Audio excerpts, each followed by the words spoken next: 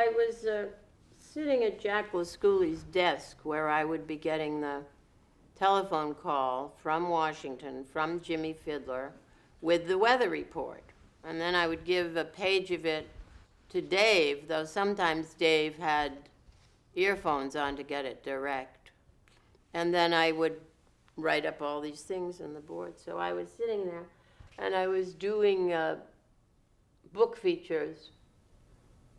I did everything, you know, and I don't really know in what sequence I did them, but I did book features and fashion features and feature stories off the thing, and then people would write in eventually and want to be on, like Legionnaires or something, I don't know. And so he came over, Dave came over, he would walk around to the set. It was all very ad-lib. And he came over and said, well, you know more about this book than I do, because I would type up little things and put inside the book, and then he would read what the book was about.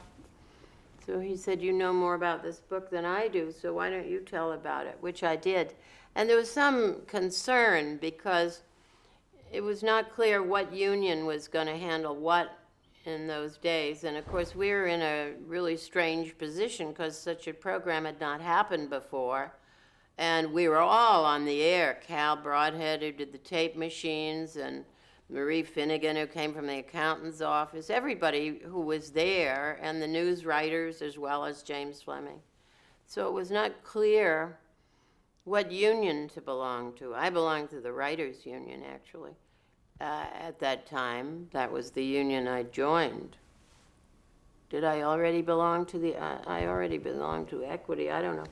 Whether I belonged to after then, I don't think so. But anyway, he asked me to do it, and I did it, and then the producer liked it. That was now Dick Pinkham, because I think Mort had moved up by then, or there was more than one producer, maybe. And so they sent me out then on, a remote Bloomfield Village in Michigan, Henry Ford's model village. And I went out and did a remote from there. And then they sent me on the campaign trail with Kefauver. So I was the first woman who was sent out to do any political reporting. There were no women on television at that time doing any news reporting or political reporting.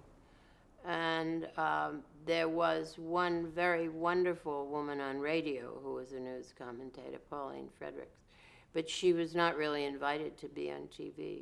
So I was the first person who was hired to go out and do political reporting and political interviews with on that Kefauver campaign. As a woman, did you feel that you were treated differently than a man reporter would be? I never thought about it, really. I was from New England, and, you know, they have a tradition in New England of strong women, and women being, well, women and men both being respected for being rather idiosyncratic and originals, and so I never thought much about it, and I'd been to women's boarding school, girls' boarding school, women's college, and so naturally I didn't have any sense of being an inferior being. And I was always my own person, so.